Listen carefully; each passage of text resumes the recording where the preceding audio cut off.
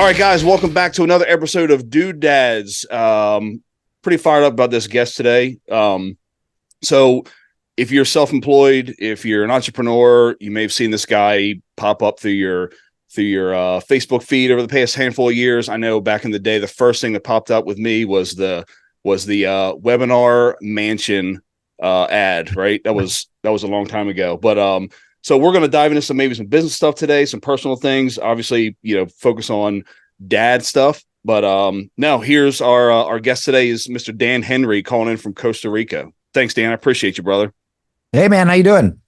I'm doing absolutely wonderful, dude. So look, for the folks that, don't know who you are or not, maybe not a large picture, could you give a Cliff Notes version of Dan from pizza delivery boy to Dan today?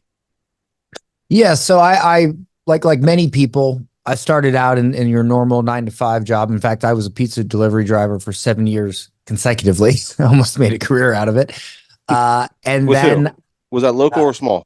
it was in the Chicagoland area and in Florida. It was mainly Pizza Hut and Domino's. And so, so I did that. And then I really just decided that I wasn't going to settle for being poor anymore. And I wasn't going to settle for making somebody else rich. And so I decided to learn everything I could about obtaining the skills I needed to get rich, to be wealthy. And I settled on the fact that if I could learn how to help businesses grow, I would make a lot of money, because businesses are the best customer in the world because they have to spend money.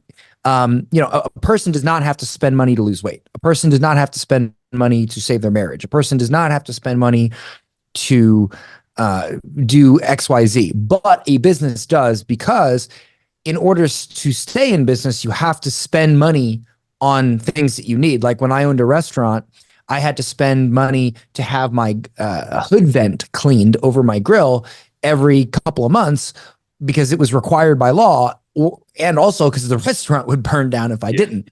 So that's why I feel like businesses are the best customers, because they have to spend money on various things. It's not an option for them. They have to do it. So when you learn how to help businesses and you learn how to grow businesses, then not only can you grow your own business, but you can charge to help other businesses grow. And so I did that, and I just geeked out on it. And the first year that I launched my business, we did 2.9 million. And then it went bananas after that. And we've done, multi 8 figures. And I've obviously upgraded my lifestyle and my ability to basically do whatever I want when I want. And I have just really made a career out of taking what I spent years learning, reading hundreds of books and experimenting with, and making it simple for business owners and people who help business owners to grow. So that's right. That's the Cliff Notes version. Yeah. What year did you wrap up delivering pizzas? Well, I went from delivering pizzas. I don't remember the exact year because I'm bad with stuff like that, but it was in my mid 20s, and then from roughly mid 20s to late 20s, right around 30, I had various brick and mortar businesses. I had a bar and restaurant. I had a beer and wine bar. By the way, I'm like over a year sober, so I don't believe in alcohol anymore. But right. At that time, I did, and then I had it's funny. I was a carny for a while. I had a cotton candy and kettle corn business that I went around to different carnivals, and I had like a little booth that I set up. I did airbrush tattoos. I did like birthday parties. I did gigs at Universal Studios. Yeah, was hustling. Yeah, I did all kinds of stuff. I remember one time I was in a band, and my band was pissed at me because we would go get paid like $400 to play a show at a festival. We'd each make like $75, but then I would have my girlfriend at the time set up this little Italian ice cart near the stage, and I'd make like $3,000 off the Italian ice cart while the band made dick. So, Great. they were always like little, a little irked by that. But yeah, I've always been a hustler, I guess you could say, but I always like to create great products. It's a big thing that I believe in. And so, I've just been a serial entrepreneur. And then right before 30, I realized that the online game was really how you make millions. I mean, I'm sure you can make millions in restaurants and stuff like that, but Yeah. I found that it was the easiest to do with the internet. Yeah, most definitely. My wife was actually in the hospitality industry for a while, and that is not for everybody. I mean, it's No, that's not, whether you own it or work in it, it's fucking brutal. You know what I mean? yeah. Yeah. And go ahead. Sorry. Yeah, I was gonna say it's the business that will prepare you for any other business because it increases your pain tolerance so much that anything else is easy. But please go ahead. No, she had I remember her, like, her moment of deciding I got to get the fuck out of this was we had our daughter, our first kid, when she was a manager of a restaurant bar. And, when you're the manager, you're staying there, you're there till counting money and everything closes and all that. And she went like 3 days without seeing our daughter. And our daughter at the time was, I don't know how many months, a year maybe. And she was like, I can't fucking keep doing this. Like, this isn't for me anymore. It's a brutal business. I remember, and it's funny, anytime someone says to me they don't believe in guns, I tell them this story. We were closing down the bar for the night. And when you close down a bar, you have like multi-$1,000s in cash that you have to take to the bank. So I had to have a gun because it would just be stupid not to. Well, one night we closed the bar and all of a sudden we hear a car screech outside. And the bartender at the time looks out, and I was in the office and I had a direct line of sight to see what was happening. These three or four dudes with dreadlocks get out of the car and start running towards the door. And of course, the bartender forgot to lock the door. So I see it all happen. I see her run towards the door in an effort to lock it before they could get there. Because it was like an hour after closing. We knew what their intention was. Right. Well, as she got close to the door, so did they. And she turned around, figuring out she wasn't going to make it. All the while, I open my drawer. I grab my gun, which is a Smith & Wesson 357 Magnum. I run to the door. I get to the door roughly after she turns around, and they're right at the door. And the door had a glass window, so you could see right through it. And they saw me, and they paused for a moment. And I whipped out my gun. I pointed it right at their face, and I said, "Not today." And they went, "Oh, no. Oh, it's cool. Chill out. Got in their car and left. We called the police, which was funny because I said to the bartender, I said, what's the police going to do? They got a 9mm. I got a 357. A police officer comes and tells me that there was a group of guys that fits the description that had apparently broken into another establishment, not a bar, but a different, some sort of store, and raped the woman in the store. Oh, okay. Ooh, wish you now think about this, right? If I had not had a gun, what do you think would have happened that night? Nothing good. So the next time some liberal or Englishman tells me, "Oh, you don't need a gun," well, you put yourself in my shoes that night, and then you tell me you don't need a gun. Yeah, no, that's real world stuff. They don't think they need one till they want one. You know what I mean? When they're in that situation, nobody needs one until you need one. Right? No, we believe in that 100%, and it's that's another thing. I mean, so you telling that story that you reacted in that way. I mean, that's being a dude, right? Like, an athlete. What a man is going to run to the fire, not away from it, because people can argue with you like, well, there was no immediate threat then, right? You could have locked the door. They were outside. Like, no, bullshit. We're not going to wait. We're not going to let it get there. It's not going to get to the point where now we're in for real danger. They're not. Well, the world needs idiots too. So yeah, for sure. People always think about those situations as though those guys are playing on the same rules. You know what I mean? Like Right. none of that applies to Yeah. them. So No, Yeah. no, Like yeah. I give you an example. I'm in Costa Rica, right? Completely different culture in the United States. Less violent culture. The major crime here is petty theft. You go to a doctor here, you can tell the doctor cares about you, whereas in the US, they don't care about you. They just want your money. Yep. So the need for a gun here, I'm still going to get a gun here once I get my residency, but I can just sense that it's less of an issue here because unless you get involved with the wrong crowd, nobody's going to kill you over, grabbing a few dollars from you. Where in the U.S., they actually will and can just because they get their rocks off on it. I've told you that about Thailand. I used to tell Jerry all the time about Thailand. When I went there, I went through what is. I mean, people think they're poor here. I mean, we're talking about people that when I went there were swimming next to a pile of diapers. One guy's fishing in it. You know what I mean? Like you're walking to your house on sandbags. Yeah.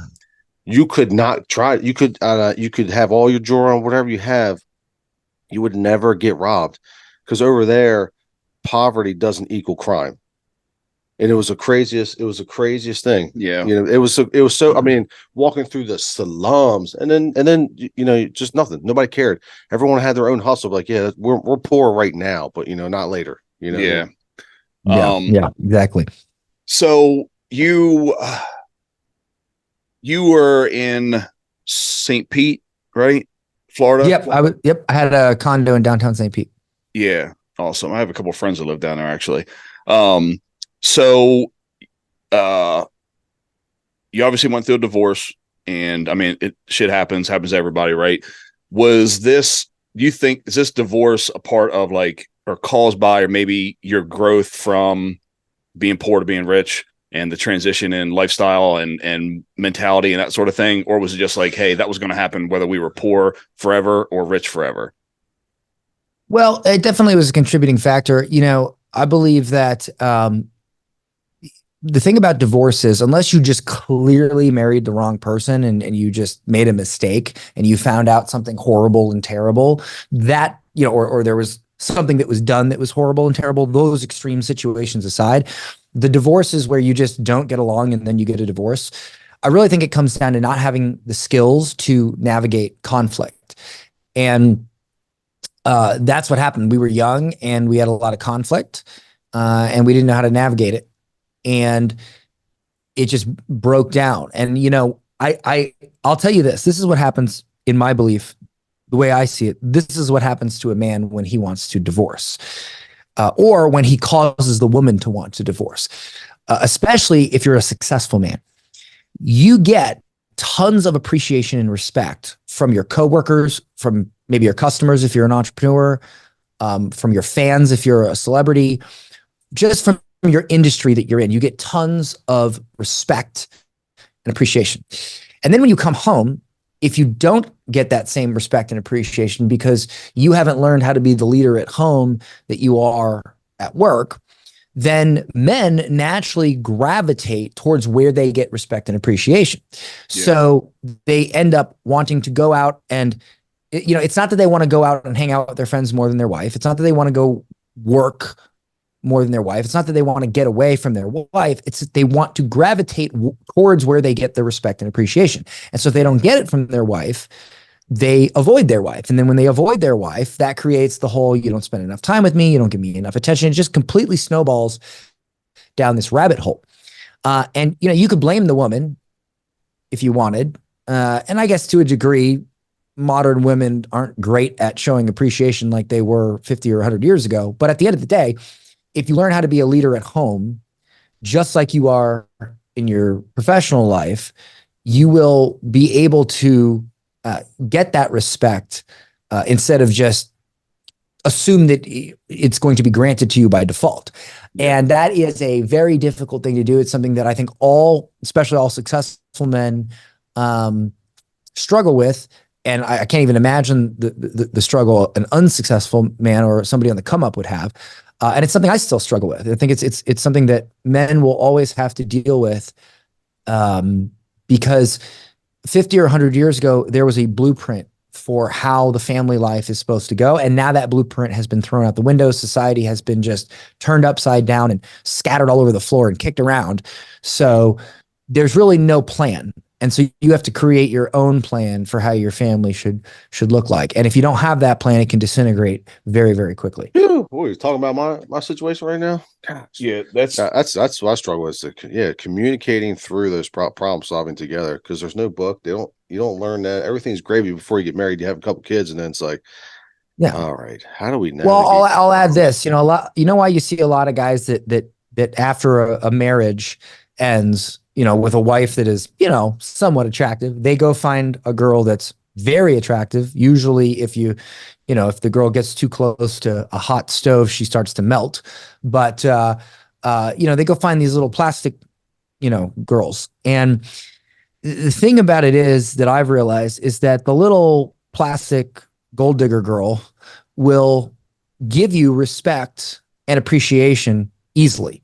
Mm-hmm. It's not genuine, but they will give it to you easily. So it's, I think a lot of women have this misconception about men that we go and we find some little Barbie and because they're just hot. Right. Mm-hmm. And the truth is it's not the case. I mean, that's fantastic. Right. But the truth is that those girls literally revolve their entire world around a very surface level existence. And so to them, they automatically know if I respect this man and I give him appreciation, he's going to take care of me. Right. Yeah. And so they give it to us easier. And so we gravitate towards them. Again, a man gravitates towards where he gets respect and appreciation. Yeah. Unfortunately, on the flip side of that, men also value rarity, right? Like, why is gold and platinum worth a lot? Because it's rare. And I mean, that's how human beings decide value. If something's rare, right? Yeah. If something's rare, it's worth more. If something is common, it's worth less. That's why bottle of water is $1 or $2 because water is plentiful. Right. But alcohol takes time and effort to create, so it costs more. Right. Well, when you date one of those girls that lets her whole body hang out on Instagram and all over the place, well, what does that tell us psychologically and subconsciously? The woman is not rare because every man can see almost her whole body naked. Right. When she goes out, every man can see her. So there's no rarity there. And thus in our minds, the value diminishes. Yeah. And this isn't like a misogyny thing. This is just basic human psychology. No, for sure. If it's common, it is not worth a lot. If something is rare, it is worth a lot. So when those women may give you the respect and appreciation quite easily, but in our minds, they're not as valuable as the wife type who is more respectable, who does not show her body for the whole world to see, who is what we would consider, based on rarity, a higher value woman. However, the caveat there is that woman is a lot harder to earn her respect and appreciation. So we get caught in this loop where if we're weak men, and I've been this man, we gravitate towards the Barbie who is going to easily give us that appreciation and respect, but we will always have that hole in our heart. We will always have that sinking feeling that we are not in a genuine relationship. Right. Because it came too easy and it's not rare. And so it is a big struggle, I believe, for men to solve that problem, find that genuine woman, find that high value woman, and learn how to gain her respect and appreciation. Yeah. Dude, it's like, I mean, you nailed it. I agree with you 100%. And the only thing I think about is with those plastic girls, the hot girls, the surface level shit, and you kind of like get pulled to it, especially if you're freshly single or if you're young, right? We've all been that 18, 20 something year old dude that's what you're after, but it's just a drug. It's just a small dopamine hit that's going to fade with time. You know what I mean? And I mean, because we're all men have started as like little scumbags, at some point in our lives. And then as you get older and older and older, you start seeing through all the other bullshit. I mean, Tom's a big scumbag from way back, so I never chased after the very hot girls. You know what? Because I couldn't get the very hot girls. First off, I never was going to take the time to separate a girl from the herd and like all this attention. Like you're saying, like, I'm worth something too. I don't need to chase you around this whole night. Like, I'm worth something too. Like, I'm not going to, like. Well, it sounds like you were looking for him in bars. Well, yes, that's back then, Yeah, those early yeah. 20 days. Yeah, it was like That's the bars are worst like, you place want to to go find a dance. woman. I'm not gonna pull 9 of her friends away, try to Nah. get to her to dance. I'm like, I'm here to also have fun. If she's not able to have fun, and we don't need to be near each other. Like there's already a wall and I don't even know her. You know what I mean? Like we're good. You know what I mean? Oh man. So what's it There's more like going efficient further? ways You to know what I get mean? the bimbos, but I won't. Well, I yeah, won't. that's what I Well, that's the wanted. thing. Look, the girl that's dressed the least, I don't think about her long term. You know what I mean? And Yeah.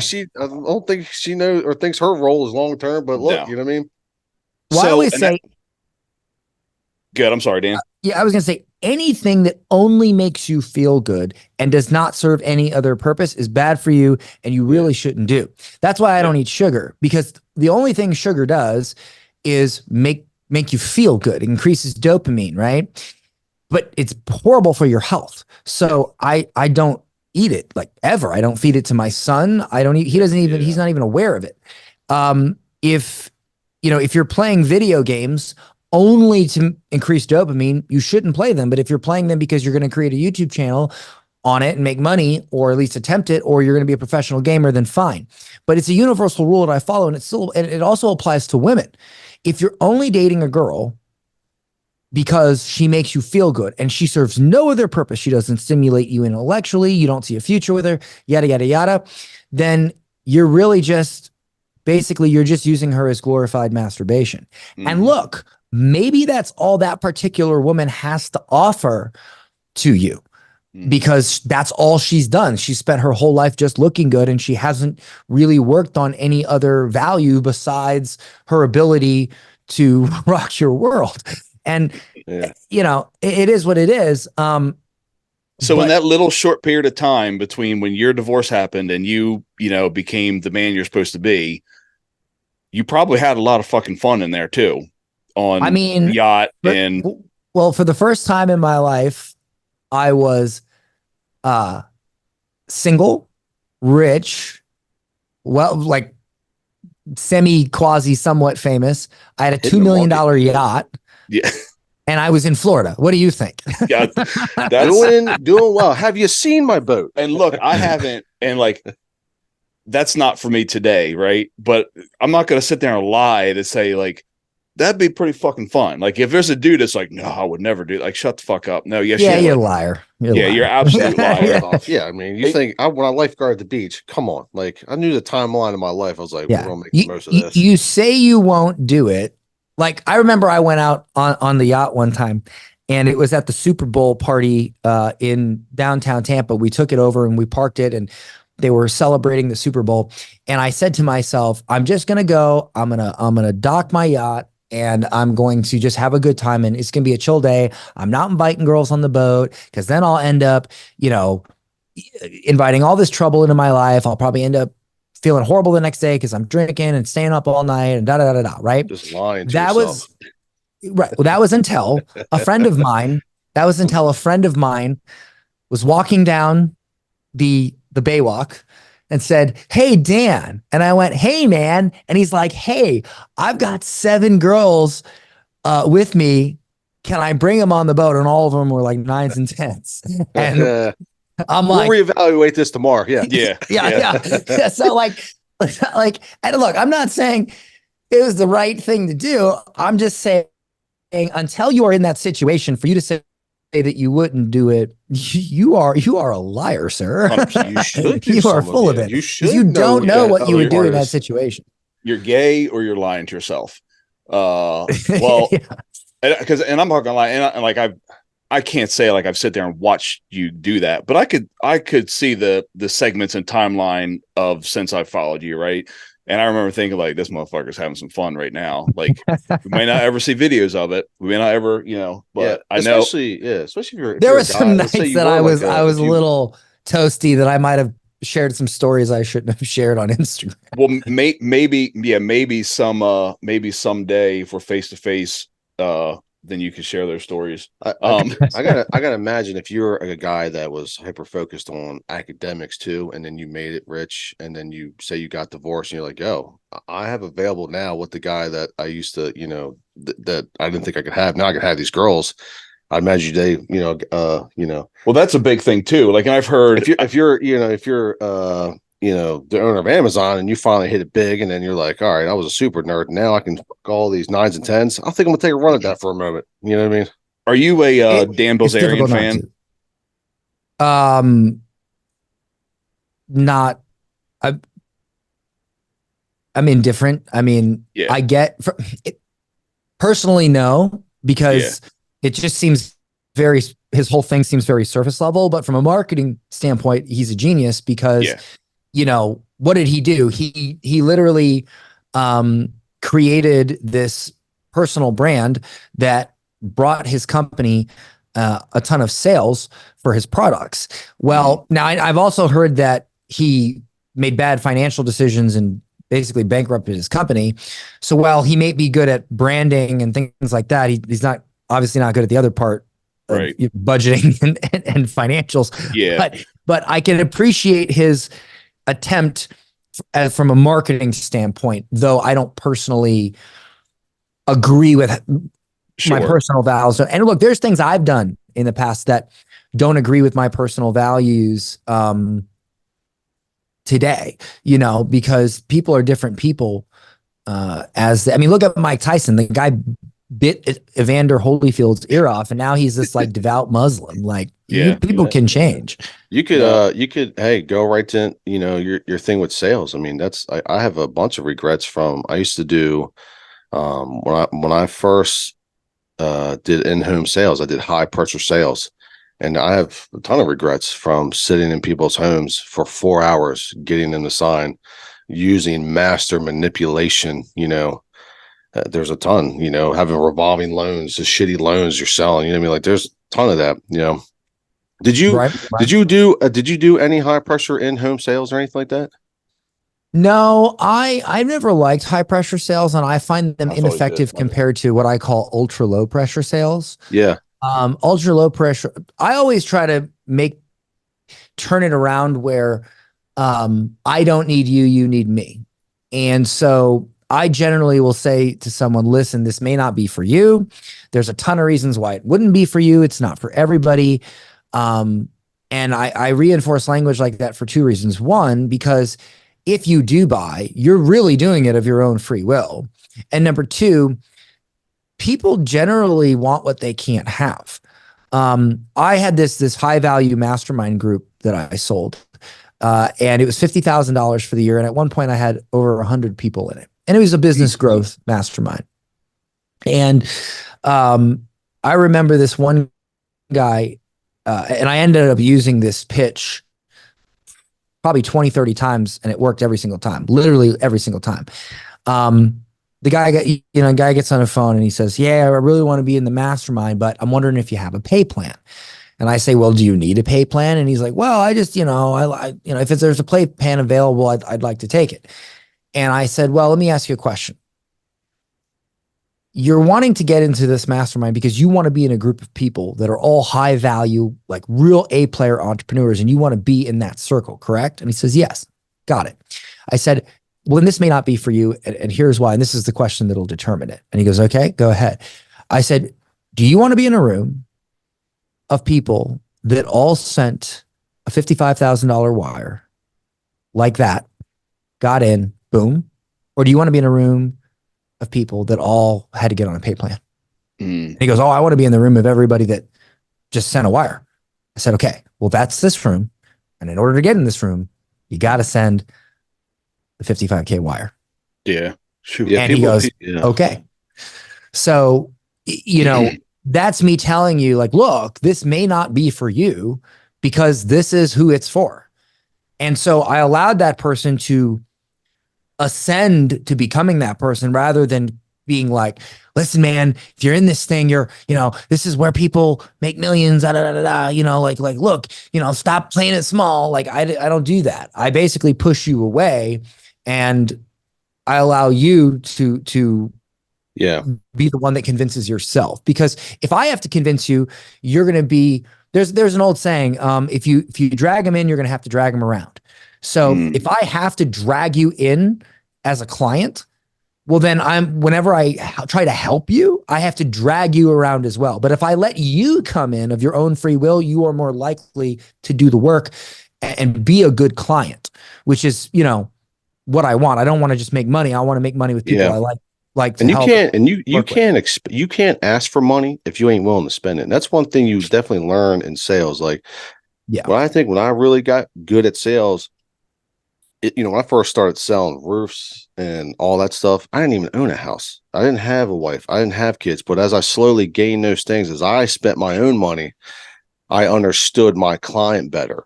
I understood, like, okay, this is a lot of money for them. I'm asking for, let's say, $10,000 or $20,000. Now I have a better understanding. Now that I have a house, I have a wife, I have a kid. So now, first off, I didn't enjoy high pressure sales either. I'm very grateful that I learned it, because I hybrid that with my laid back style of, because my pricing, first off, high pressure sales comes from having very high prices, and you're going to get one shot with that homeowner. And so you have to make the most of it, because you're never getting back in again. Well, it doesn't always have to be high. I mean, you ever been to the mall where they try to sell you the Dead Sea Scroll hand cream? Yeah. Those dudes pressure the shit out of you. So I just combine that with, things they actually need in the community. So I've combined that with really high communications, because then you start to understand people cannot buy what they don't understand. And a homeowner and a customer will sit there and go, yeah. Even if you go, do you understand that? And you just kind of break down, like, all right, man, but I'll break it down. I'm always transparent. I'm very like breaking, the barriers. Like, hey, I think do you actually understand? I'm like, no. I'm like, that's cool. Let's keep going through it.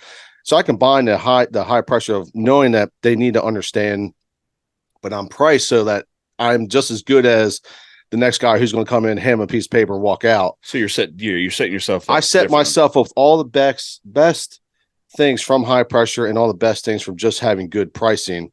But it wasn't until I started spending my own money. So like that guy you have, if you're not willing to spend 50 G's, how are you going to go out and ask other people for 50 G's? You're not even willing to do it yourself. You need to step through your own wall and understand what you're asking people. And people can sense when you don't believe in what you sell. It's like, I mean, look, they say the number one thing that attracts women to men is confidence. And that's something that just comes across in your vibe. Like, women can sense confidence. And so if women can sense confidence, you're telling me a customer can't sense your confidence when selling something? And if you are asking for a lot of money for what you sell, and you've never spent a lot of money on something someone else sells, they can sense it. You don't even believe in that. So it doesn't matter what you say or how you say it, that energy will come through, and they'll be like, something about this guy, I don't trust him. And so it's very hard to fake genuine. And it's a lot easier to be genuine and be about it than pretend to be about it. Yeah. There's a lot of pretenders out there. Yeah. No, and honestly, especially I feel like in your space in the past 3-5 years, right? I mean, how many people try to basically mimic you? You know what I mean? Oh yeah. And just like, well, I'll just copy what Dan does, and I won't do any work, and I haven't never built anything or made money in this industry, but I'll sell a $497 course to somebody. I mean, they can try to copy me and do what I do and model my business. But you know why I never worry about somebody copying me and stealing my ideas? Because when you steal someone's idea to make money, the first time a bump in the road comes, the first time you have an obstacle, you won't have the passion to overcome that obstacle, and you'll quit. Yeah. So if you're just a copycat and you don't have the same passion I have, as soon as I already know that you're going to dump out as soon as you hit a wall. You're not going to. You'll make a few $1,000, a few $1,000 and hit your first hiccup, and then realize you're a pussy. I'm not worried about it. My business partner, he does stamp concrete for a living, and that's his saying. He has a saying on his trucks.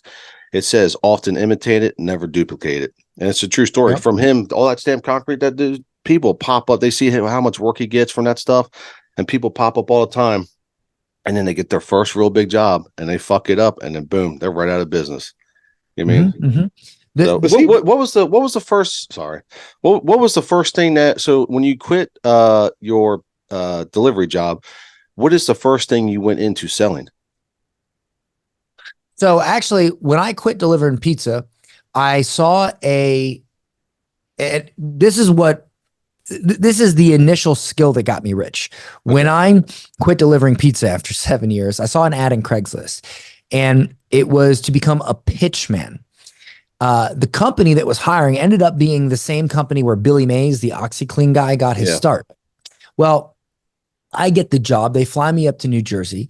They train me on this whole script. And my job was to sell this set of titanium cookware at like Costco and Sam's Club and whatnot. Okay. And I had this booth where I would do this cooking show and I would pitch the cookware. Now the cookware was $350. The normal cookware in the store was maybe $50. And to be honest with you, it kind of was the same stuff. But these reps for this company would sell 9, 10, 12, 15 of them a day. And they'd make sometimes a couple grand in commissions in just a couple of days. Mm-hmm. And so the very first day that I did this, I get up there and I was so nervous that I was frozen. I didn't even want to speak.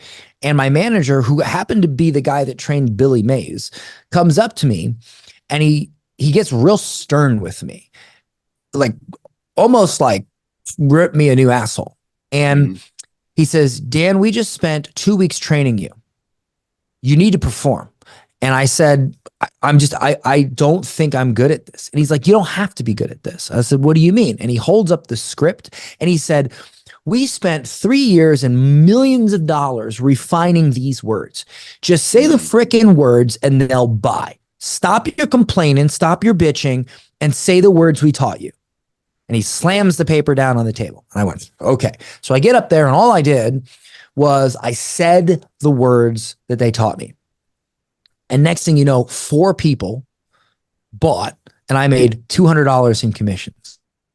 That day, I made over $1,000 in commissions. And that was more than I ever made even in a week delivering pizza, 40, 50 hours delivering pizza, putting all this wear and tear on my car. And I learned one very important lesson that day, that words matter. If you learn how to be a master of using words, you can persuade, convince, and influence anything you want in life to happen. If you learn to sell, you'll never be broke, because no matter what happens with the economy, no matter what happens to the world, people will always be buying things. And there will always be an opportunity to say the right words to get people to give you money. And so that's when I realized that I needed to do whatever I could to learn how to influence people with words, because people that know how to talk make way more money than people that work with their hands. And that was the first eye-opening experience that led me to becoming a millionaire. Yeah, because you saw it. Yeah, it happened right in front of you. That was, that was the same similar come up as me. That's when I first I was lucky to have a mentor that saw some talent in me, because they gave me a month. They said, if you need to sell one job in a month, you don't, you're fired. And I was living out my car with dude at the time, my dog, and I actually just like, can I start today? And that was probably my biggest obstacle, is learning how important this, because of what I thought I was like, yeah, I'm not going, I could talk to people all day. And, Sal had to be like, you need to learn how to talk. You need to learn how to sell. He's like, this shit looks cheesy, but the same thing, they have refined the script that I had to learn. Mm-hmm. And then once you start to actually listen and watch that person break down, you're like, oh shit, that works. Okay, they're opening up now. Now I can ask like a reverse engineered question, so I can get an honest answer without actually asking that answer, and I can just kind of keep going through, because what I'm trying to do is I'm trying to close windows of escape. So by the time I get ready to drop this fucking exorbitant number on them, I have laid out any window of escape. I've already pre-answered everything. But anybody I ever trained, that is like one thing they could either get over it or they couldn't get over it. That how important the communication was to go through that script with a homeowner to keep warm them up. You're preconditioning, you're setting the pace. And you're not like reinventing the fucking wheel. No, it's already been invented. It will teach you. You know what that kind of sales teach you? You learn humans. You will learn. It could kind of get gross at times. You're like, wow, dude. I'm like, I would feel bad. I'm like, these people are not good buyers. They should not buy it. Like you feel like, wow, you can really, like you said, you can persuade people. You can see how people buy, and you can see how that they make decisions in their own life, just by how you can talk to them. And my biggest move back then, was the pause. I was known for the pause, and like if I was training a guy, I'd say, look, at the end, when I drop this price, do not say a fucking word. And I'm not going to say a word until that guy speaks, because the next thing he speaks would be the truth. And I would drop my number, and I would just look right at him and go, yeah, that's true. And that's it. Like you said, the script, man, people learning how important that script is. That's what my Sal would say. I'm like, how can I sell more? He's like, get a little cheesier. He's like, I would say this. If you want to be a good salesperson, learn the script. If you want to be a masterful salesperson, understand why the script works. Yes. That's and once you understand the why, you will have just infinite amounts of power over your ability to articulate the words you need to articulate to make anything in your life happen. Yeah. And people give like sales like a bad rap. Like, oh, no one wants to be salesy. No one wants to be a salesman. I don't want to do that. Well, like everything we fucking do is sales. You got to try to persuade your son to do something, right? Yep. Put his shoes on. It's that a 5-year-old sometimes doesn't want to put their fucking shoes on. You got to sell him. That's what it is.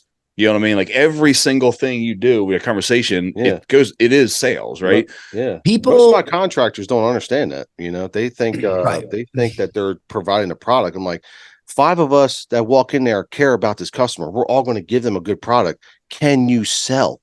That's what you're doing. Just every my job as the owner is to go in there and sell this job. That's the most important part of this. 5 of us already care. We're all going to do a great job.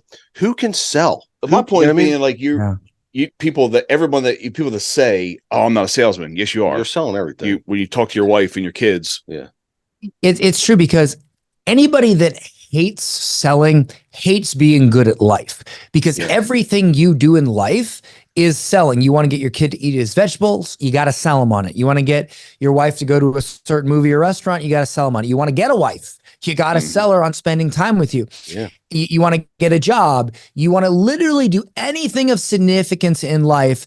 It's down to the words you choose to say when you're trying to make that thing happen. And that is called selling. The more you learn to sell, the better you will be at life, the more you will enjoy life, and the better your life will become. So instead of hating selling, embrace it. Yep. I agree. To backtrack, so after the cookware, where did you first have where did you first break after? Like, I was like, okay, I'm on to something here. Yeah, that's a great question. So I tried a lot of different ways to make money on the internet, and it took to give you a little bit of context. When I sold my restaurant, I had a lot of money because I made quite a killing off of selling it, but I invested it and I lost it all. Ooh. And so I had to start from scratch. Thankfully, I had already bought a house, a little $50,000 house cash. So I had a place to live. It wasn't super nice, but I had a place to rest my head. And I did not want to get a job. I wanted to start a business, but I didn't have enough money to start a business, so I wanted to start an internet business. And it got so bad that at one point, I took what little money I had left. I went and I got some T-shirts printed that said "Water $1." I bought some 24 packs of water from Walmart, and I went out on the side of the road with my wife, attempting to sell bottles of water. You were with your wife when you were not saying you're failing, but you were figuring it out. No, I was with my wife. We had just gotten married. And you were like rock bottom, like, well, we got to figure this the fuck out. Rock bottom. We didn't sell a single bottle, and we needed to keep the electric on. I came back home dejected. I felt like a failure to my wife. And as a man, when you can't provide for your wife, that is like a huge thing. And she says to me, she says, Dan, you've owned multiple businesses. You're really good at getting customers for a business, but you're pretty terrible with money. And I was like, thanks. And she says, why don't we do this? She's like, I believe you can make money on the internet. I believe you can figure this out. Why don't you just figure out how to help other businesses get customers, since that's what you're good at? Let them run the business and you just do that part and make money with it. And I was like, wow, that's a pretty good idea. So then she says, all right, I will get 3 jobs. I will support us until you start making money with this thing. I said, okay, I'll make money in a month or two. I promise. 6 months goes by. I don't make a dime. She's still working 3 jobs. She never complained. She supported us, which is, again, as a man is terrible, right? Forget all that feminism stuff. Like, if you're a man, you know what I'm talking about. Yep. And so one day I remembered a piece of advice this billionaire that I met. It was the billionaire that owned the company I used to work for. He told me, he said, there's only one way to get rich for sure. I said, well, what is that? He's like, sit your ass down and read 100 books written by millionaires on how to become a millionaire. And if you don't become a millionaire, well, there's nothing for you. You're like, if you can't become a millionaire that way, what the heck? And I had never read books. So I started buying books on how to sell, how to market, how to do all this stuff. I read one and I'm like, oh my God, I should have done this years ago. I go start implementing. I create this sales presentation. And I end up doing $48,000 in a single night. Fuck. From broke. I called my wife. I'm like, guess what? She's like, what? I'm like, I just made 48 grand. She's like, what do you mean you just made 48 grand? I said, I just sold a online program, an online course for $1,000 and 48 people bought. And she's like, I'm sorry, what? And I'm like, yeah. I'm like, quit your job. I'm like, quit all your jobs. Right. So I did it a week later. This time I sold 52. I made 100 grand in the first 30 days. Yeah. We did 2.9 million that year. I kept going with it. I kept reading books. I kept reinvested. I invested about $500,000 in mentors. I've paid $50,000 for a one-on-one call twice. And I was even able to get so good at selling from stage that one time I had 158 people on Zoom during COVID, during the first month of COVID. And I sold a $30,000 mentorship program, and we did 1 million, just over 1 million, like 1,030,000 in a single day. I pitched it, and over 30 people bought, and I made $1 million in a day. And I never would have thought that was possible. Really, the only difference was I dedicated myself to learning the craft. And here's where people fail to realize how easy it is to get rich. If you decide that you want to become a doctor, you go to frickin' medical school. If you decide you want to become a pilot, you go to frickin' flight school. If you decide you want to become an attorney, you go to law school. But when you decide to become a millionaire, you don't go to millionaire school. And the thing about it is, millionaire school is insanely cheap compared to law, flight, or medical school. You can go buy for $10 a pop hundreds of books written by millionaires. You can go read the shareholder letters from Steve Jobs to Apple. You can watch every single product launch video Steve Jobs put out. There's so many resources out there where millionaires have given you all the keys you need. Yet you sit there and you watch Netflix instead of doing that, and you tell me you want to be a millionaire. No, you don't want to be a millionaire because you haven't decided to become a millionaire. Because when you decide to become a millionaire, that's when you get the knowledge you need to become one, just like a pilot, just like an attorney, just like a lawyer. So if you sit here and you tell me you want to be a millionaire and you have not read at least 10 to 20 books on how to become one, I'm sorry, but I can't take you seriously. And when you realize that yourself, you'll get real with yourself and you'll go, oh, this is possible. The resources are there. I just need to be okay with reading a book that I find boring and actually read it. And then the funny thing is, when you read it and you start learning it and you start implementing it and it starts to work, it no longer becomes boring, and it becomes literally the only thing you want to do. Yeah. You make me feel like I want to just like, fuck, I have all the sales knowledge. Maybe I'm wasting some time. I got like one extra like 2 hours. Maybe I should start fucking you're offering some of my sales knowledge, and fucking reading some more books. Yeah. What the fuck am I doing in my life?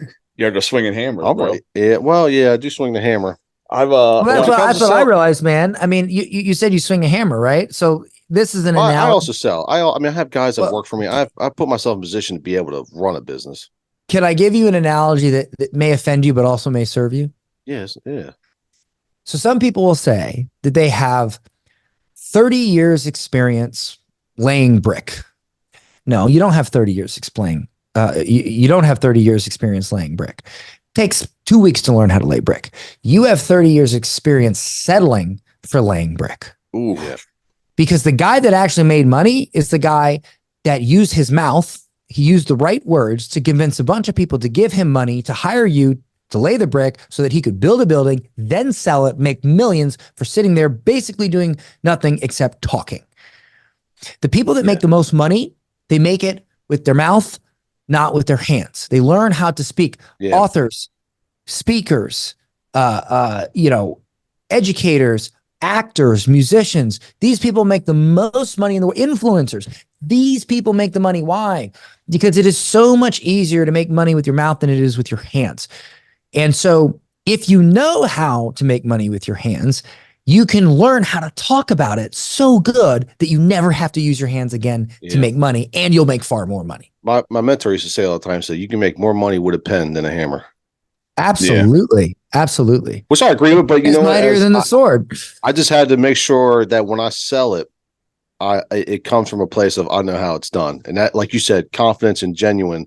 That's only going to come from a place of I've done it. And you're to the spot now too, where you're not out there 5 days a week all day. No, he's starting to like pull back. Other people doing the things, it's why we have time to fuck around on this podcast, while someone else is swinging the hammer right now. Like he's got jobs going on. You know what I mean?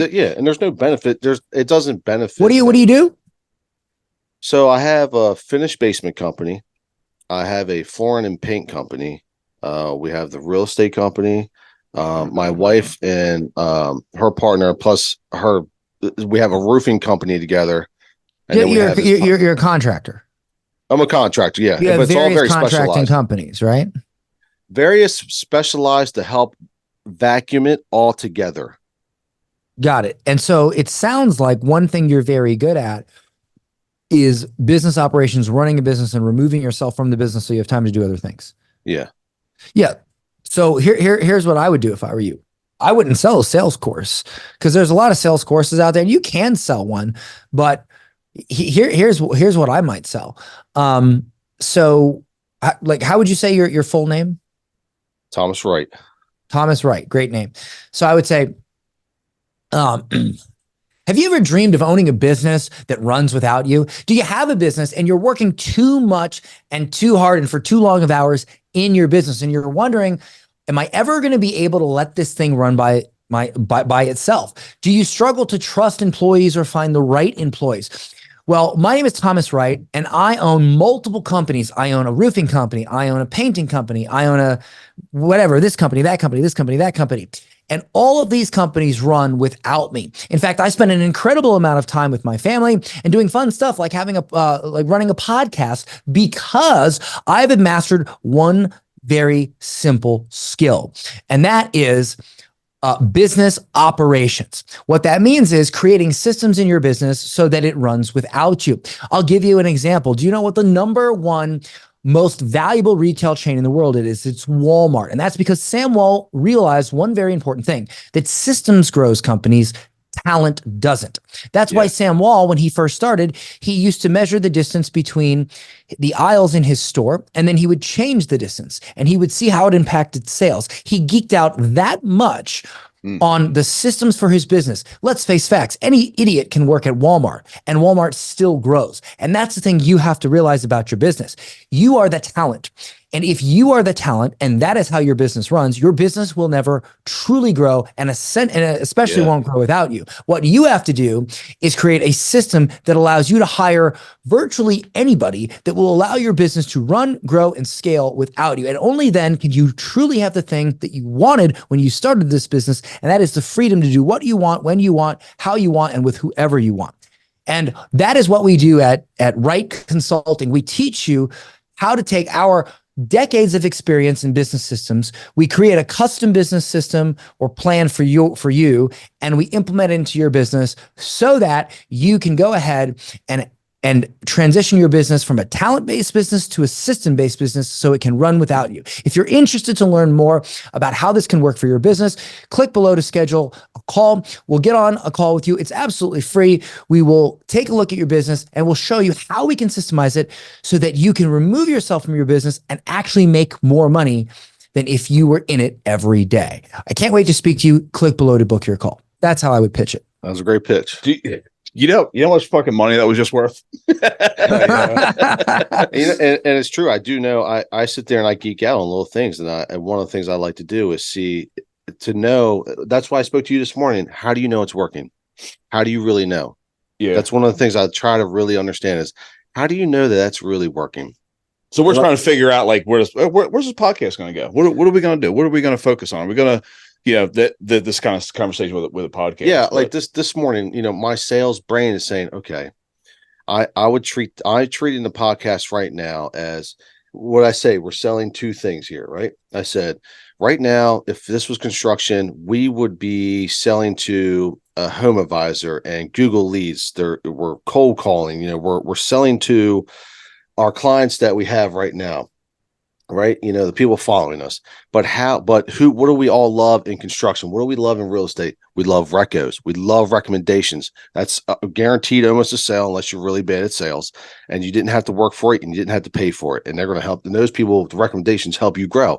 So how do we get Dan Henry to leave the show and go, fuck, I got to tell my friends to get on the show. How do we sell that part? How do we know that we're doing a good enough job to where Dan Henry leaves and go, yes, I want to tell my friends about that. That is worth more weight than me saying, oh, we picked up 10 followers. You know what I mean? What? I mean, you want me to give you a little coaching on this? Yeah. I mean, whatever you want to do, bro. Well, here's the thing. I believe that a lot of people have it backwards when it comes to creating a brand and selling online. Most people think that you do something to get a lot of attention, like a podcast, and then you take that attention and somehow figure out how to create a product to sell to those people. That's fundamentally the wrong way to do it. It's backwards. What I would do is figure out what you want to sell and then go out and learn how to get the right attention to funnel into that product. And that way, you know exactly what type of podcast to create. You know exactly what to talk about because you already know where they're going. You can't hit a target if you don't set a target. You can't arrive at a destination if you don't set the destination. You can't follow a map if there's no destination at the end of the map. And so when you create a YouTube video, a YouTube channel or a podcast, and you don't really know what you're going to sell, you're essentially creating a map to nowhere.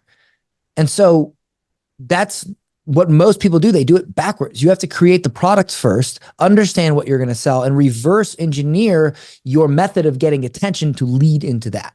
That's what I was saying this morning. Yeah. We need to know that. That's what I was saying this morning. I was saying the fucking Super Bowl. He said it way better though. He said it. Yeah. Now you're like my wife. As long as another woman said it, then it's true. You know what I mean? I can't say it. No, I got you. No, I appreciate that, man. And I know, it's tough when you get into these good conversations or maybe, things you tend to go long and I don't want to, go super over on your time, whatever. One other thing I want to kind of, to wrap this up on is, there's a saying, the older I get, I become more of the man I was always supposed to be, right? How old are you? 37. 37. Okay. I'm 43. You with your son, right? You seem way more hyper focused about your son now and being a father than ever before, correct? Oh yeah. Yeah. I mean, and as far as so you went through some mess, I call it a mess for just paraphrasing, while you were a father. So talk about that, your growth as far as where you were at when your son was born and where you're at now and how much that makes you a better parent to him and raising them. I think that the more mistakes you make, as long as you're self-aware, you have the ability to teach your son how to avoid those. People who say, I want to teach my kid how to avoid my mistakes will never be able to do that if they're not incredibly self-aware of their mistakes and willing to talk about them out loud. I know what my flaws are. I know sometimes I jump the gun and I get frustrated with people before I hear the full story. I know that I have a lack of patience because I am an aggressive person. I want results now. And sometimes if you go too fast, you can stumble and end up taking more time to pick yourself up than to actually cruise to the destination. And so I'm very self-aware of these flaws. And when you become truly self-aware of your flaws, you're in a much better position to teach your son how to avoid those same flaws. And I'll say this about my kid. I believe if you want to raise a top 1% kid, you cannot do what 99% of parents do. 99% of parents, they allow disrespect, even if the kid is, say, 5. Oh, he's only 5. I don't care if you're 5. You're not going to disrespect me or your mother. I don't care if you're 3. Ain't going to happen. Number 2, I don't want my kid to be a fat ass. Sorry, but Americans are fat because they accept behaviors that make them fat, whereas other countries and cultures, they don't do that. So I don't feed my kid sugar.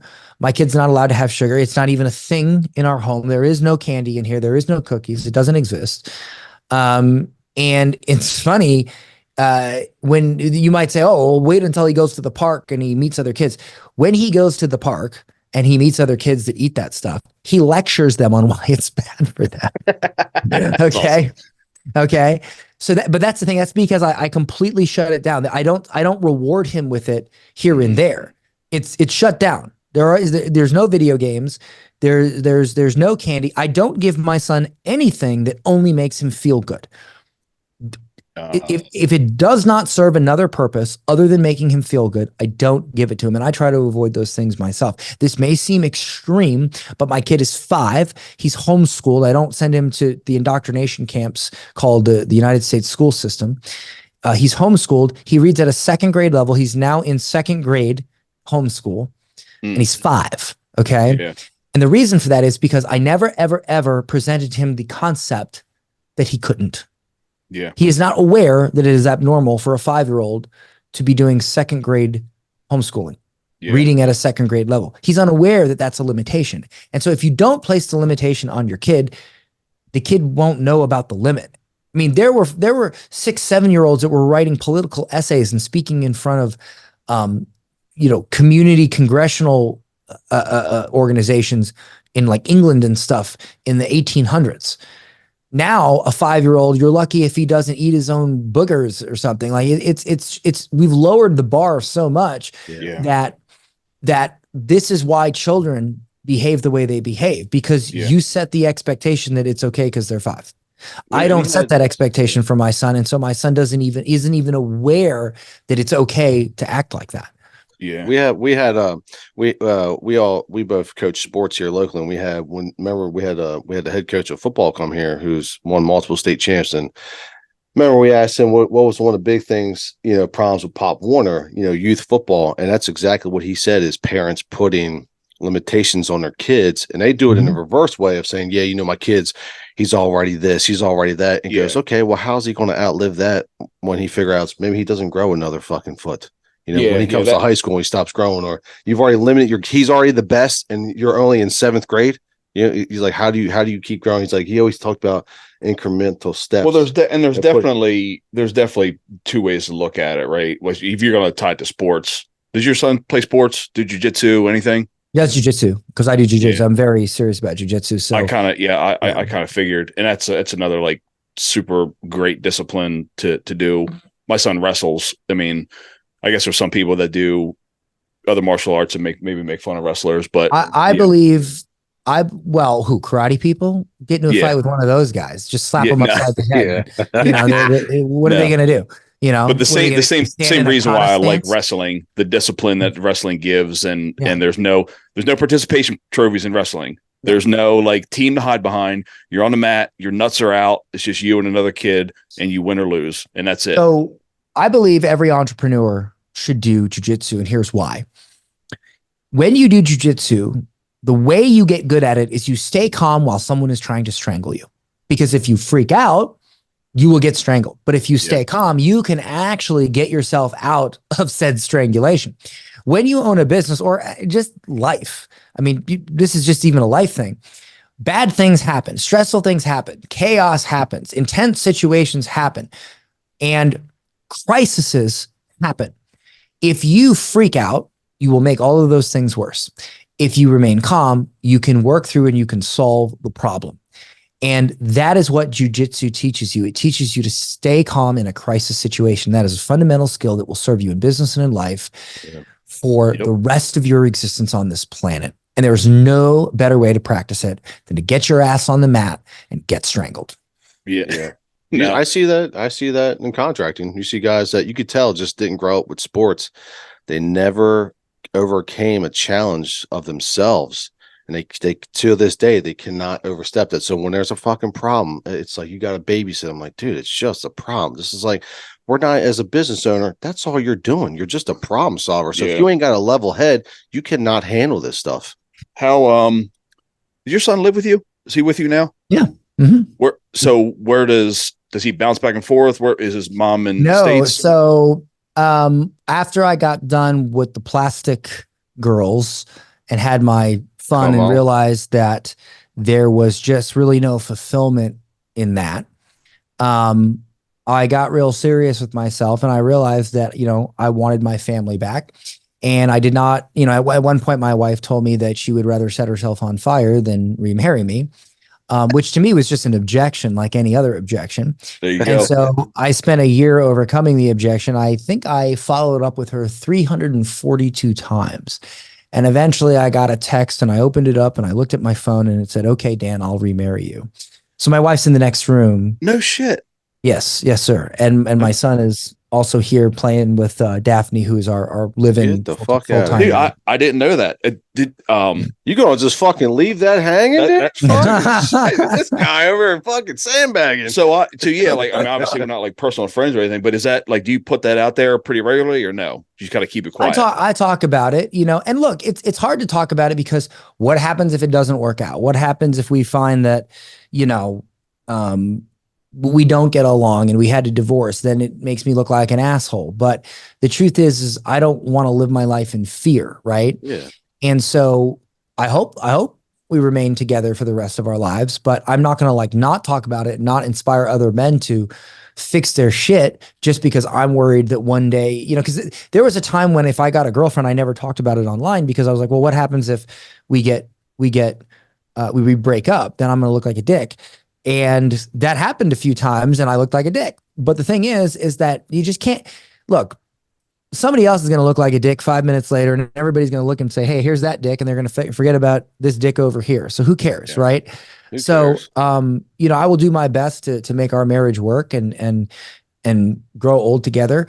And I really hope it works, but I'm not afraid to talk about it, whether it does or it doesn't. Yeah. And your son gets to see that. He gets to see you overcoming, some whatever fears, insecurities, whatever, getting through. Like you're showing him, like, yeah, I'm working on shit. One day when you get a problem, you can make it through too. Well, yeah, we're not the same people we were. You're not the same person you were 10 years ago. You know what I mean? None of us are. You know what I mean? And the fact that you can kind of be like, yeah, it was my problem and I'm going to fix it because you want a nuclear family that unit so badly that you're willing to say, like, I don't give a fuck what anybody else thinks. It's not their household. Yeah. I say it all the time. I mean, I'm worried about 3 people, excluding myself, my wife, my 2 kids.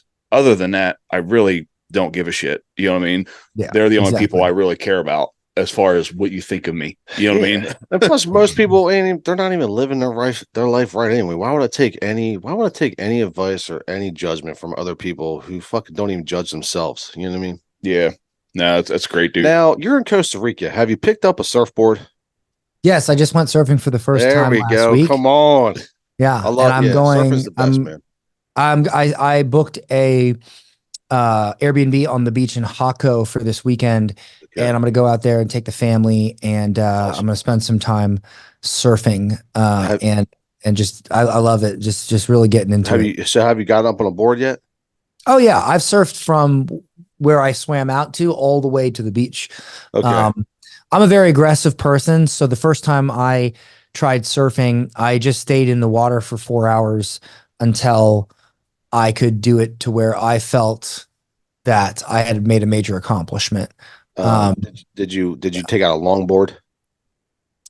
I don't even know what that means. I rented a surfboard. Usually the first lesson of surfing you learn is, and no one really tells you, like typically you go out with a longboard because you're not going to stand up on a rail or something. Like you're going to go out with a longboard. It's easier to get up on a small, wave, but no one tells you when you're trying to get the hell out there to flip the fucking board over to do like a reverse duck dive under the water. So you might spend the first hour trying to get out to the waves. Oh no, you mean when it's a big wave, you dive into the wave?